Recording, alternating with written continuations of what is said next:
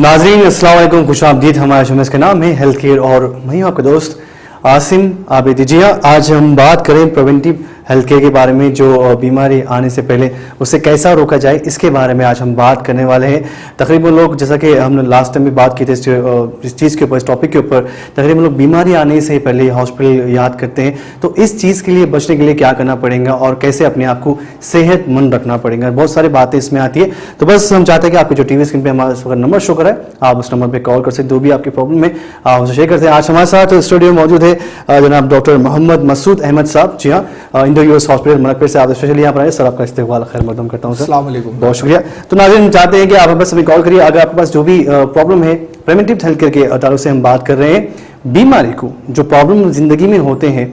जैसा कि कहते हैं कि भाई सेहत लाखों नेमत होती है। जी हाँ, अगर सेहत इंसान की अच्छी हो तो इंसान हर जगह वक्त अच्छी तरीके से गुजारता है और हर किसी को वक्त दे पाता है। लेकिन जब एक बार किसी की सेहत खराब होती है तो ना ही ये बहुत सारे प्रॉब्लम्स लाइफ में होते हैं, ना ही बल्कि अपनी फैमिली डिस्टर्ब होती है, अपने दोस्त अहबाब डिस्टर्ब होते हैं, तकरीबन आपकी लाइफ भी इससे बहुत सारी डिस्टर्बेंस होती है। सर, एक बार फिर से खैर मकदम इस्तेमाल करता हूँ। सर, पहली एक क्वेश्चन ये पूछना चाहूँगा कि आजकल हमारे यहाँ ओल्ड सिटी में पानी पड़ने की वजह से तकरीबन डेंगू बहुत ज़्यादा है डॉक्टर साहब। तो इसकी वजह क्या है और इसको कैसा रोकना चाहिए? जी देखिए, ये मैं समझता हूँ आज के लिए बहुत ही इम्पोर्टेंट सवाल है ये जी। कि देखा जा रहा है कि पिछले तकरीबन 2 हफ्तों से जी, ख़ास तौर से हैदराबाद में बुखार का जो मामला है, हाई टेम्परेचर, जहाँ पर बुखार 102 101 के ऊपर रह रहा है जी, और लगातार बुखार रह रहा है, दवा लेने के बावजूद भी कम नहीं हो रहा है। तो हमारे ख़ुद के हॉस्पिटल में, इंडो यूएस हॉस्पिटल मलकपेट और दूसरे हॉस्पिटल्स में भी देखा जा रहा है, यहाँ तक कि गवर्नमेंट हॉस्पिटल में भी देखा ये जा रहा है कि पेशेंट्स आ रहे हैं हाई टेम्परेचर से और तकरीबन 4-5 दिन दवा लेने के बावजूद भी बुखार कम नहीं हो रहा जी। तो उसमें जो डायग्नोस में जो आउटकम निकल रहा है, जो नतीजा निकल रहा है, वो डेंगू फीवर का है। डेंगू फीवर ये एक वायरल इन्फेक्शन है जी, जिससे क्या है कि जो फीवर होता है वो रिकर होते रहता है, दवा लेने के बावजूद भी आते रहता है जी। और जो नॉर्मल जो एंटीबायोटिक दवाएं लेते हैं उसके बावजूद भी बुखार अगर मान लीजिए सुबह में अगर कम है तो फिर दोपहर तक आ सकता है या शाम तक आ सकता है जी। तो उसमें जो लगातार इस तरीके का फीवर रहने से जो मेन इफ़ेक्ट है वो कहते हैं ब्लड प्लेटलेट्स कहते हैं जी। जो नॉर्मल आदमी होता है तो उसमें प्लेटलेट्स 1.5 लाख से तकरीबन 4.5 लाख तक प्लेटलेट्स होते हैं। ओके। मगर जब डेंगू फीवर को अगर डायग्नोस अगर करें तो इसकी तादाद 1,50,000 से कम हो जाती है जी। तो ये तकरीबन 1,25,000, 1 लाख और 1 लाख से कम हो जाती है। मैं समझता हूँ कि प्लेटलेट का काउंट अगर 1 लाख से कम अगर है तो मैं समझता हूँ कि हॉस्पिटलाइज करना ज़रूरी है, ज़रूरी होता है, ज़रूरी है जी। कहीं भी अगर आप जनरल प्रैक्टिशनर के पास जा रहे हैं जी, फिजिशियन के पास, अगर 4-5 दिन बुखार कम नहीं हो रहा है, अगर टेस्ट करा रहे हैं तो टेस्ट में पता चला कि डेंगू फीवर है, पॉजिटिव है और प्लेटलेट्स 1 लाख से कम अगर हो गए तो मैं समझता हूँ कि हॉस्पिटलाइज करना ज़रूरी है।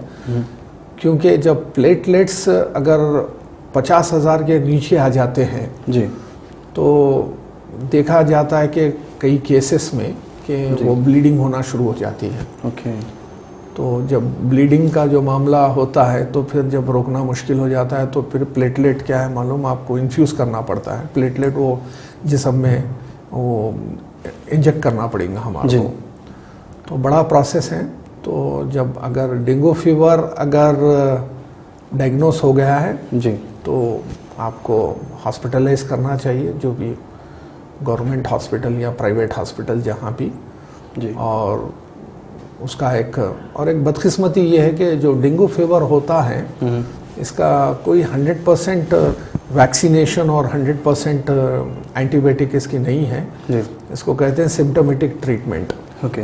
तो ये जो वबा है जो आबोहवा की वजह से आ रहा है और ख़ास तौर में देखा ही जाता है कि हैदराबाद में अगर लगातार बारिशें नहीं हैं जी, उसके बाद अगर लगातार बारिश होती है जी, तो इस किस्म के वायरल इन्फेक्शन, चाहे वो मलेरिया हो या निमोनिया हो या डेंगू हो, इस तरीके के फीवर ये होते हैं। जी, और इसकी हालत भयानक जब होती है जब पेशेंट और पेशेंट के अटेंडेंट को पता नहीं चलता है कि ये डेंगू फीवर है।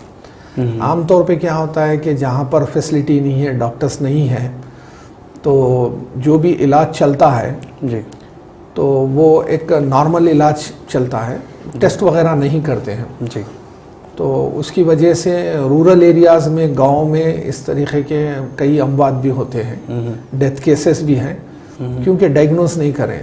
तो हेल्थ में होता है ये कि अगर कोई चीज़ को, अगर कोई मस को अगर आप डायग्नोस नहीं करेंगे तो उसके ट्रीटमेंट करने का सवाल पैदा नहीं होता है। जी, तो नाजरीन के लिए ये इम्पॉर्टेंट है, अगर आपके घर में अगर बुखार है, उसका टेम्परेचर 101 से ऊपर रह रहा है और लगातार बुखार आ रहा है, दवा लेने के बाद भी कभी कम रह रहा है फिर उसके बाद बढ़ रहा है, तो आपको फिजिशियन को बताना चाहिए।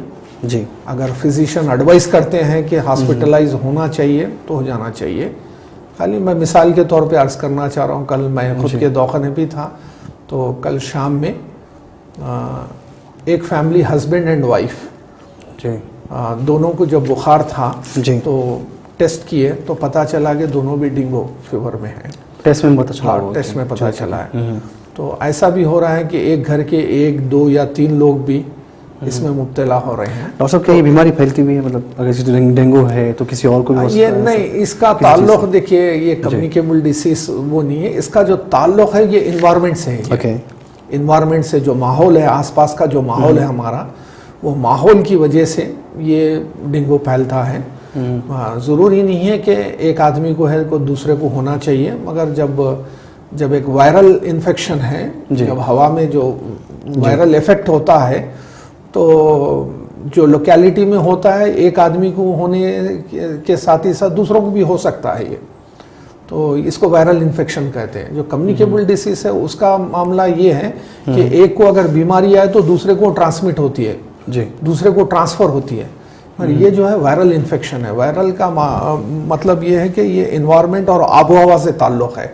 जब इन्वायरमेंट में अगर कुछ कमी बेशी होंगी, अगर आबोहवा में कमी बेशी होंगी, तो उसके तरफ से ये इस तरीके का फीवर होता है। चलिए नाज़रीन, हम बात करें इसी के बारे में। जी हाँ, जो आजकल, जैसे डॉक्टर साहब ने कहा कि आजकल डेंगू फीवर जो है तकरीबन लोगों को आ रहा है, लेकिन तकरीबन लोग ये पता नहीं कर पा रहे हैं कि भाई एक्चुअली डेंगू ही है या फिर किसी को फीवर बात पर आता है तो बस हम ये काम नहीं करते, बस जाके बस हम टैबलेट्स खाते हैं और समझते हैं कि भाई कम हो जाएगा। लेकिन अगर ऐसा कंटिन्यू आपके साथ ऐसा हो रहा है तो आप ये मत समझे कि एक्चुअली ये फीवर ही है, ये डेंगू भी, जैसे डॉक्टर साहब ने कहा, ये हो सकता है आपको, तो इमीडिएटली जाके आप डॉक्टर साहब से ज़रूर मुलाकात करो, इस इलाज के बारे में ज़रूर मालूमात करिए। देखिए, सेहत जो होती है, जब सेहत की हम बात करते हैं, सेहत हर किसी को बहुत अजीज़ होती है। जी हाँ, सेहत के, जैसे मैंने कहा कि सेहत से ही हम हर काम कर सकते हैं। अगर हमारी सेहत में कुछ रुकावटें आती हैं तो इंसान कुछ भी काम नहीं कर सकता है, प्रॉब्लम्स क्रिएट होती है अपनी लाइफ में। तो आज जो हम बात कर रहे हैं, जो आज का मुद्दा है, आज की जो टॉपिक है, इस बात यही कर रहे हैं कि भाई इस चीज़ को और हम कैसा अच्छा कर सके। अगर आपकी तबीयत ख़राब होती है, इस चीज़ को कैसा रोक सके, जो भी बीमारी है इसको कैसा हो सके। आपकी जो लाइफस्टाइल जो होती है आजकल की, बहुत मसरूफ़ होने के बाद का आप अपने आप को आराम देने का वक्त नहीं निकाल पा रहे हैं, तो इससे क्या क्या प्रॉब्लम्स आपकी लाइफ में आ सकते हैं।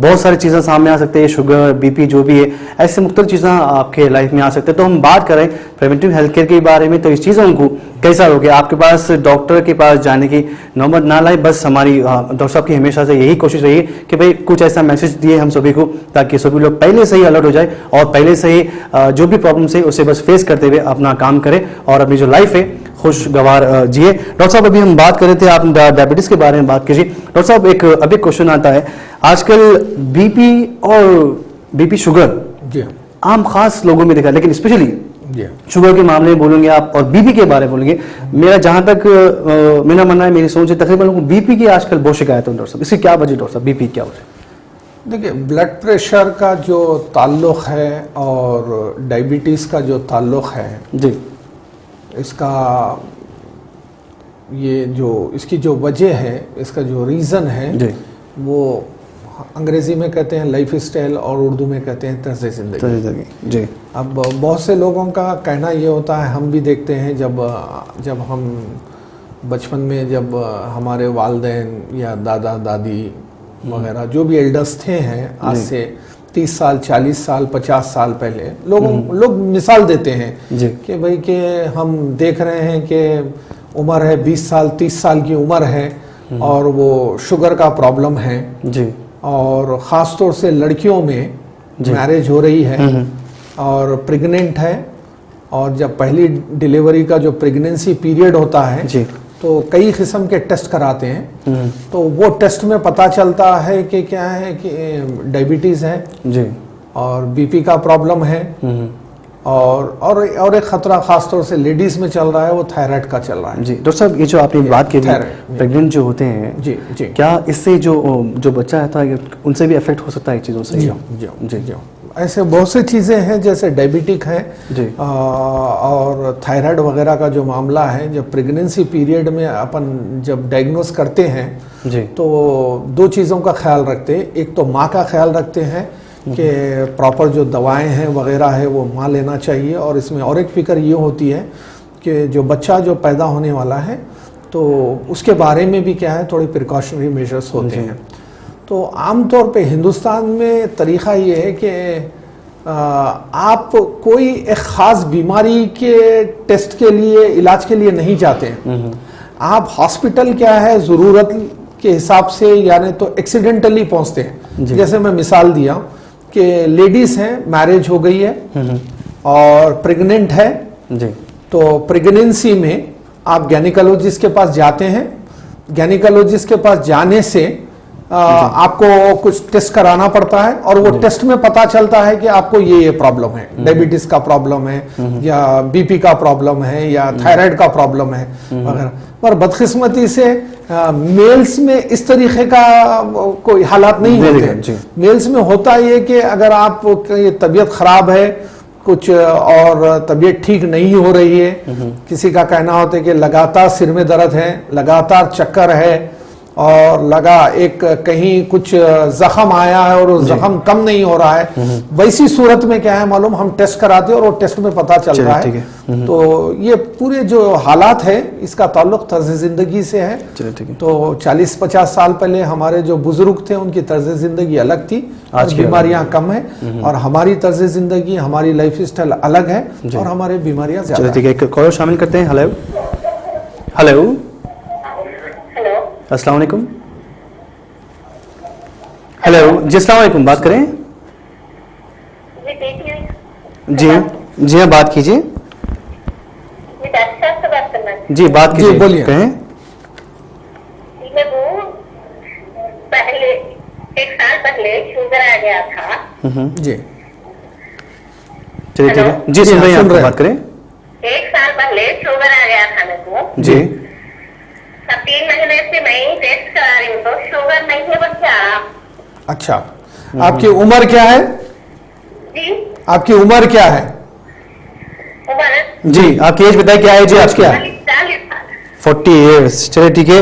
वेल, शुगर की शिकायत है, लेकिन 3 महीने के बाद आप कह रहे हैं कि आपको अभी नहीं बता रहा कि मेरे को शुगर नहीं है, तो इसकी क्या? देखिए, आजकल क्या है, हर घर में आजकल शुगर का जो मशीन होता है, ग्लूकोमीटर कहते हैं जी, ग्लूकोमीटर का इस्तेमाल एक आम है, मगर मैं यहाँ पर नाजरीन के लिए मैं समझता हूँ कि बहुत इम्पॉर्टेंट है।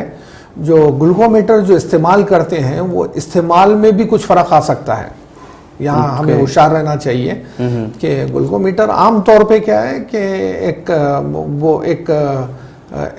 जो टेस्ट करते हैं उसके बाद जो नतीजा निकलता है वो नतीजा इम्पॉर्टेंट होता है, मगर आप कौन सा ग्लूकोमीटर इस्तेमाल कर रहे हैं और उसका जो स्ट्रिप होती है, स्ट्रिप जो लगाते हैं, तो वो कौन सा इस्तेमाल कर रहे हैं। तो हम अक्सर ये कहते हैं कि ठीक है, अगर आप ग्लूकोमीटर पे जो शुगर का जो मशीन होता है उसके ऊपर अगर आप टेस्ट कर रहे हैं तो वो ठीक है, मगर कम से कम महीने में 1 मरतबा आप एक लैब, एक डायग्नोस्टिक सेंटर को जाकर क्या है मालूम, आप टेस्ट कराना चाहिए। तो उससे होता ये है कि आप जो घर पे जो टेस्ट कर रहे हैं तो उसको आप क्रॉस चेक कर लेते हैं। देखिए, ये जो मामला सिर्फ घर का नहीं है, हॉस्पिटल्स में भी ऐसा होता है कि हम लोग जो आमतौर पे जो टेस्ट हॉस्पिटल के लैब में करते जी। हैं, महीने में 1-2 मरतबा हम टेस्ट को बाहर के लैब से भी कराते हैं। ओके। तो वो क्रॉस चेक करने का तरीका है। तो मोहतरमा ने कहा कि 1 साल पहले शुगर इनको डायग्नोस हुई है, उसके बाद कुछ 3 महीने बाद, दवाइयाँ 3 जी, महीने बाद नहीं वो कम हो गई, बताया। ऐसा हो सकता है। जरूरी नहीं है कि शुगर का जो मामला है ये लाइफ लॉन्ग होना जरूरी नहीं है। खासतौर से प्रेगनेंसी पीरियड जी। में शुगर के लेवल चेंजेस होते हैं और कभी कुछ वायरल इन्फेक्शन वगैरह वो है, वक्तिया तौर पे कुछ हो सकते हैं, थोड़ा रेयर है ये। जी। आमतौर पे शुगर का क्या है, एक पैमाना ऐसा है जी। कि एक हद अगर आपको शुगर आई है तो आप उसको कंट्रोल करना पड़ेगा आपको, आप उसको नहीं छोड़ सकते जी। आप। चलिए, बड़ी अच्छी बात की आपने। डॉक्टर साहब ये बताइए, क्या शुगर का कोई इलाज वाकई है, ख़त्म हो सकती है शुगर? क्या भी ऐसा सिलसिला हमें चलते रहता है कुछ? नहीं, देखिए, पहले नाजरीन मैं एक क्लैरिफाई करना चाहता हूँ कि मैं लाइव टीवी पे हूँ, तो जहाँ तक मेरा जो ताल्लुक है वो है, मैं प्रोफेसर हूँ हेल्थ केयर मैनेजमेंट। जी। तो और मेरा जो काम है और मेरा जो रिसर्च का काम है वो प्रिवेंटिव हेल्थ केयर के ऊपर है। बहुत सही। तो मैं आमतौर पे बहैसियत डॉक्टर नहीं हूँ और मगर प्रोफेसर हूँ हेल्थ केयर मैनेजमेंट में, तो मुझे ये प्रिवेंटिव केयर वगैरह पे कुछ काम करता हूँ। और पिछले 10-12 साल से मैं हिंदुस्तान के चंद मेडिकल कॉलेजेस में MD लेवल पे पढ़ाता हूँ। तो उस तजुर्बे की बुनियाद पे ये जो भी हम काम करते हैं, preventive health care, preventive diabetology, preventive cardiology, preventive nephrology, उस पर जो चीज़ें हो रहे हैं हम ये सब पेशेंट और नाजरीन को बताते हैं ताकि वो फायदा हो सके। अंग्रेजी में कहना है prevention is better than cure. तो इस तरीके से समझ जाओ। तो कोई भी चीज़ को मर्स के लिए इंतज़ार करना, मर्स आयबा से सफ़र होना ज़रूरी नहीं है। हम एहतियात करने से इंशाल्लाह क्या है मालूम, बहुत सी चीज़ों को हम रोक सकते हैं। ये है। जहाँ तक डायबिटीज़ का ताल्लुक है, डायबिटीज़ को हम 2 हिस्सों में डिवाइड करते हैं, टाइप 1 है, टाइप 2 है। जी। टाइप 1 डायबिटीज़ आमतौर पे देखा ये जाता है कि वो कभी भी कम उम्र से स्टार्ट हो जा सकती है। टाइप 1 डायबिटीज का मतलब ये है कि आपके जिस्म में इंसुलिन नहीं बनती है, इंसुलिन बनना बंद हो चुका है, तो आपको परमानेंटली लाइफ लॉन्ग इंसुलिन लेना पड़ेगा। ये टाइप 1 डायबिटीज है। आमतौर पे देखे होंगे कि कभी कभी पैदाइश से भी डायबिटीज़ होते हैं, टाइप 1 डायबिटीज़ होते हैं। इसका मतलब ये है कि इंसुलिन बनने का जो प्रोसेस है आपके जिस्म में वो ख़त्म हो चुका है, आप ताहयात आपको इंसुलिन लेना पड़ेगा। इसको टाइप 1 डायबिटीज़ कहते हैं। टाइप 2 डायबिटीज़ उम्र के हिसाब से और आपके तर्ज ज़िंदगी के हिसाब से, आपके लाइफ स्टाइल के हिसाब से आप शुगर लेवल मेंटेन नहीं कर सक रहे हैं जी। तो उस हालात में आपको दवाएं लेना पड़ेगा या इंसुलिन लेना पड़ेगा। ये है। मगर हिंदुस्तान में बदकिस्मती ये है कि जब आपको शुगर हो जाती है और वो अनकंट्रोल होती है और अनकंसिस्टेंट होती है, तो शुगर एक लेवल में नहीं होती है, तो हिंदुस्तान में रुझान तकरीबन दवाएं लेने का है। लोगों में इंसुलिन लेने के मामले में बहुत से गलत फहमियाँ हैं और कोई इंसुलिन नहीं लेना चाहते। मगर हमारा जो तजुर्बा है हेल्थ केयर में, जो हम अब फिलवक्त जो हॉस्पिटल से मैं वाबस्ता हूँ, इंडो-यूएस हॉस्पिटल में, जहाँ पर हर दूसरा पेशेंट डायबिटीज़ का आता है, हर दूसरा पेशेंट डायबिटीज़ का आता है। और उसमें थोड़े रिनल फेल्यूर भी होते हैं, किडनीज का प्रॉब्लम होता है, कार्डियक प्रॉब्लम होता है, थोड़े न्यूरो प्रॉब्लम होते हैं, मगर शुरुआत तो डायबिटीज़ से। चलिए, ठीक है।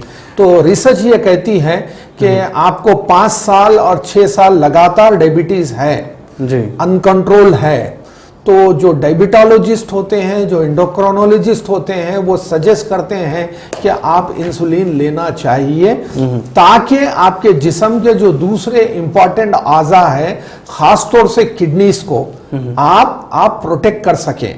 अगर आप इसमें कोताही अगर करेंगे तो इसका असर क्या है, किडनीज पे होगा। इसको हम मेडिकल साइंसेज में रिनल फेल्यूर कहते हैं। और आपका जो क्रिएटिनिन जो है, जो आमतौर पे 1.2 के अंदर रहना चाहिए, क्रिएटिनिन बढ़ने की वजह से फिर आपको डायलिसिस वगैरह पे जाना पड़ेगा और बहुत से बीमारियों को हम फेस करना पड़ेगा। चलिए, ठीक है, गौरव से बात करेंगे। हेलो हेलो जी, वालेकुम सलाम। आपसे गुजारिश है कि आप जो टीवी की आवाज़ है प्लीज़ कम कर दें। मेरा नाम मोहम्मद सागर है, मैं जी जी, बात करें। जी मेरा पैरों में थकावट होती है, जी हमारी पिंडलियों में, पिंडलियों में आपके? जी पिंडलियों में आगे ज्यादा गला करा खींचता, जी, ये कब से हो रही है और आपकी उम्र बताइए, क्या उम्र है आपकी और कब से हो रही है? गलों में जलन होती है। उम्र क्या है आपकी? वही 53 उम्र है, और जी। आपका वजन कितना है? 3-4 साल से हो रहा है क्या? नहीं, वजन कितना है आपका? वेट वेट बताएं। वेट? 77 है। अच्छा चलो, ठीक ठीक है। है। शुगर है आपको? शुगर में, बीपी में, अल्हम्दुलिल्लाह थोड़ा नॉर्मल है। अच्छा अच्छा। ठीक है, सब नॉर्मल है, बस ये पिंडलियों की आप शिकायत कर रहे हैं। अब देखिए, अब हालात तो ये है कि अब आपकी उम्र 40 साल है। 40 साल के उम्र के बाद तो मैं समझता हूँ कि अब हिंदुस्तान और हैदराबाद का जो माहौल है, वहाँ पर आपको 40 साल के बाद आपको प्रॉपर जी, आपको टेस्ट हर 3 महीने को कराना पड़ेगा। अगर आप प्रिवेंटिव 40 ईयर्स के बाद हो रहे हैं। हाँ, 40 ईयर्स के जी। बाद, चाहे आप बीमार हो या मत हो, हर 3 महीने को आपको एक जनरल फिजिशियन के पास जाना पड़ेगा। और आपके जो बीपी लेवल है और आपके शुगर लेवल है और आपके दूसरे कोई न्यूरो इश्यूज हैं, जी। तो आपको ये चेकअप कराना चाहिए। और 3 महीने को एक मर्तबा आप इतना अगर करेंगे मिनिमम, जी। तो इंशाल्लाह आगे क्या है, आप जो आगे जो सीरियस प्रॉब्लम्स होते हैं सुपर स्पेशलिटी में, उसको हम अवॉइड कर सकते हैं या कम से कम प्रोलॉन्ग कर सकते हैं। जो बीमारी 30 साल में आ जा रही है, 35 साल में आ जा रही है, तो हम उसको रोक सकते हैं। बहुत उसको सही, बहुत जरूरी नहीं है एक एज के बाद, जैसे 60 साल के बाद पेशेंट्स हमारे पास आते हैं, 60 साल, 70 साल, 80 साल, 90 साल के पेशेंट आते हैं। तो एक सवाल होता है कि भाई हमारे वालिद की उम्र 90 साल है, 95 साल है, तो ये मर्ज है, कम हो सकता क्या? तो बात ये है कि मेडिकल साइंसेस में जो बुढ़ापे में जो बीमार होते हैं, उसका एक नाम है जीरियाटिक्स, कहते हैं उसको। जीरियाटिक्स, तो जीरियाटिक्स या ओल्ड एज पेशेंट्स। तो हम बोलते हैं कि ओल्ड एज खुद ही एक आम जबान में एक बीमारी है, ओल्ड एज जी। तो जब ओल्ड एज में रहते हैं, तो मैं समझता हूँ प्रिवेंटिव हेल्थ केयर का जो मामला है ओल्ड एज में बहुत ही जरूरी है। जी। अब मान लीजिए कि एक शख्स है, बुजुर्ग है, जिनकी उम्र है 75 साल और 80 साल है। 75 साल 80 साल अगर उम्र है, तो मैं समझता हूं कि घर के कम से कम एक जिम्मेदार आदमी की निगाह, फोकस उस बुजुर्ग शख्स पे होना चाहिए।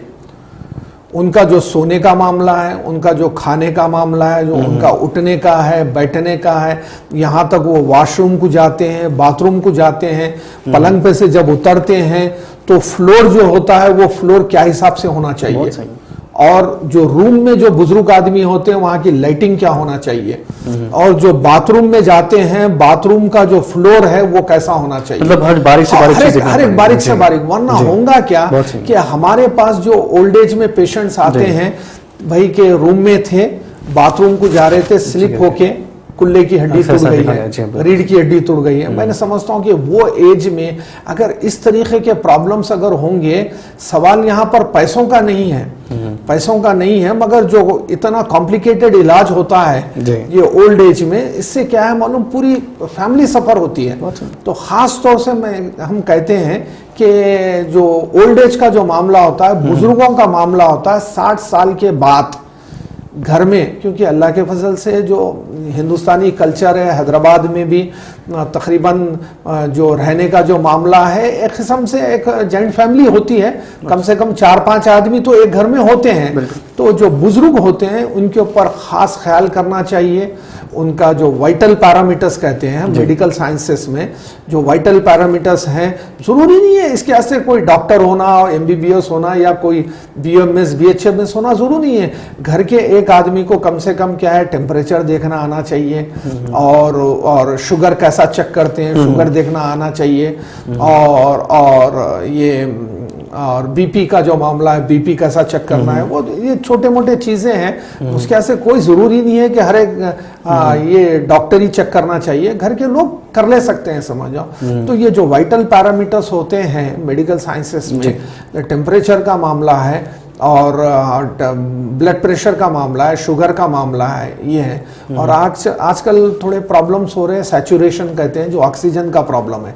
ऑक्सीजन की जो मकदार है वो कम हो जाती है। आमतौर पे बाजार में ऑक्सीजन चेक करने का भी क्या है, एक आला निकला है, उसको क्या फिंगर पल्स ऑक्सीमीटर कहते हैं, जो उंगली पे रखेंगे तो पता चलेगा कि सांस जो ऑक्सीजन की जो मकदार है जिस्म में बराबर जा रही है या नहीं जा रही है। तो कम से कम 95 पे मेंटेन करना पड़ता है। उससे अगर कम अगर है तो हमारे को हॉस्पिटलाइज करना पड़ेगा। तो ऐसे छोटे मोटे चीजें हैं। मैं समझता हूँ घर के कोई एक आदमी अगर जिम्मेदारी अगर लेंगे तो देखेंगे। तो अब थोड़े जो मसरूफ तरीन लोग हैं, जो पढ़े लिखे लोग हैं, उनका कहना है भाई हम पूरे मसरूफ लोग हैं, हम कहाँ से दे सकते हैं, हम इतना टाइम कहाँ दे सकते हैं। तो मैं कहता हूं कि अगर आप टाइम नहीं देंगे तो जब आप बुजुर्ग हो जाएंगे तो किसी के पास टाइम नहीं रहेगा फिर। ये बात बहुत तो सही ये बात है। मैं समझता हूं कि जहां भी मेरे लेक्चर होते हैं हम बुढ़ापे के बारे में बात करना चाहिए, बहुत सही। हम बुजुर्गों के बारे में बात करना चाहिए, हम हमारे वालिदैन के बारे में बात करना चाहिए। उसकी वजह ये है वो एक ऐसा स्टेज है जहां पर हर किसी को जाना है। बहुत सही। अगर टाइम नहीं दे सकेंगे ये चीजों को, जब आप बुजुर्ग होंगे, जब आप ओल्ड एज में जाएंगे तो आपके घर वालों के पास टाइम नहीं रहेगा आपके पास। बहुत सही। तो कम से कम हर घर में एक सिस्टम होना चाहिए कि 60 साल के जो बुजुर्ग हैं उनका खाने पीने का मामला, उनके रहन सहन का मामला, उनके उठने बैठने का मामला, उनके वॉशरूम और टॉयलेट बाथरूम को जाने का मामला है, साफ सफाई का मामला, हाइजीन का मामला है।